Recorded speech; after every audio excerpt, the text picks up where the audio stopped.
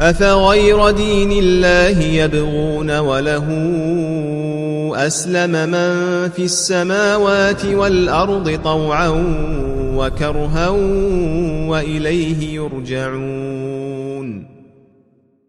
İslamı seçməyimin səbəbləri haqqında danışdığım silsilənin 4-cü və sonuncu bölümündə sizi salamlayıram. Bu bölümün əsas mövzusu İslamın ciddiliyi və möhkəmliyidir. Mən İsveçdə böyümüşəm və əslən İsveçlilər protestant xristianlardır. Lakin son illərdə bir çox İsveçli xristianlığı tərk edib, ya liberal və ya ümumən dinsiz mövqeyində olublar. Amma buna baxmayaraq İsveçdə əsas din hələ də xristianlıq sayılır. Onlarda orta məktəbin son siniflərinə çatan gənclər üçün möhkəmləndirmə sirri adlanan bir ənənə var. 15 yaşına çatmış gənc qızlar və oğlanlar xristian dinini öyrənmək üçün kilsəyə gedirlər və balaca vaxtlarında xaç suyuna salınmalarını yenidən sabitləşdirirlər. Mən də həmin gənclərlə kilsəyə getdim. Keşişdən bəzi dərsləri və mühazirələrini dinlədim. Lakin onlarda öz dinlərinə qarşı ciddiliyin olmadığını görürdüm. Dərslər və mühazirələr keçirilsə də əsas diqqət əyləncəyə və oyunlara yönəlirdi. Müəyyən dərslərin və mühazirələrin olacağı dərslərdə əsas diqqəti oynamağa və əylənməyə yönəltmişdilər. Nə gənclərdə, nə də rahibin özündə dinlərinə qarşı ciddiyyət yox idi. Bu isə məni düşünməyə vadar edirdi. Niyə görə xristianların əksəriyyəti dinlərinə bu qədər laqeyd yanaşır? Niyə İsveçlilər ya xristianlığı tamamilə tərk edir, ya da ona önəm vermirdilər? Lakin müsəlmanlara baxanda onların dinlərinə ciddi bağlı olduqlarını gördüm. Bəli, İslam dünyasında da dindən uzaqlaşanlar var. Amma ümumi mənzərə Qərb dünyasından çox fərqlidir. Bu fərq məni müsəlmanların dinlərinə bağlılıq səbəbi haqqında düşündürürdü. Bunun səbəbləri çoxdur. Amma əsas olan İslamın əqidəsidir. İslam insanı imana, əməl etməyə, təqvaya və dinə möhkəm bağlanmağa təşviq edir. Digər dinlərdə də müəyyən inanclar var ki, əgər onlar biraz fikirləşsələr, anlayarlar ki, həmin inanclar insanları dindən uzaqlaşdırır.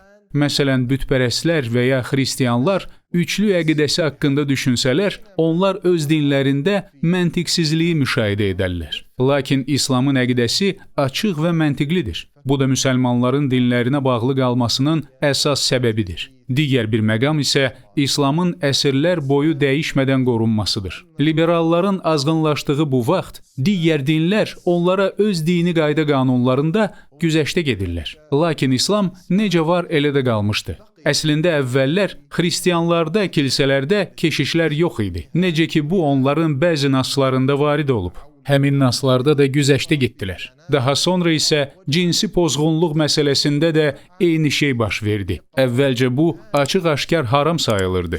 Sonra problem yoxdur dedilər. Daha sonra isə biraz da dəyişdirdilər və artıq kilsələrdə bu cür nigahlar bağlanmağa başladı. Hətta keşişlərin belə cinsiyyətini dəyişmələri normal qarşılandı və buna bənzər şeylər. Bugün Qərb dünyasında cinsiyyət pozğunluğu yayğın bir hala çevrilib.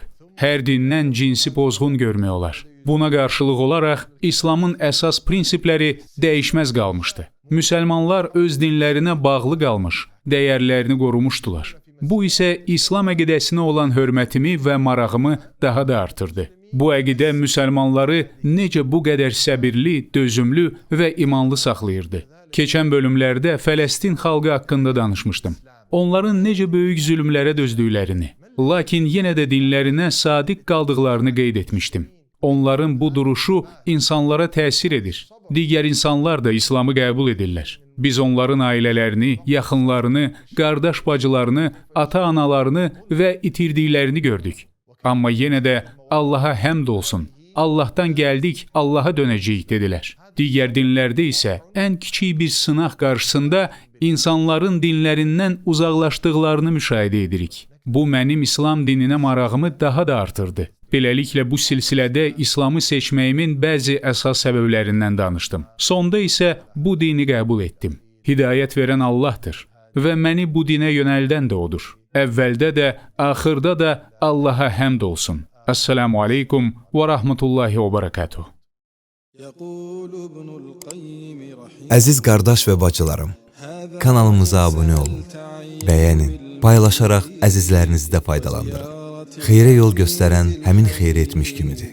ورؤية وجهه المنزه عن التمثيل والتشبيه كما ترى الشمس في الظهيرة والقمر ليلة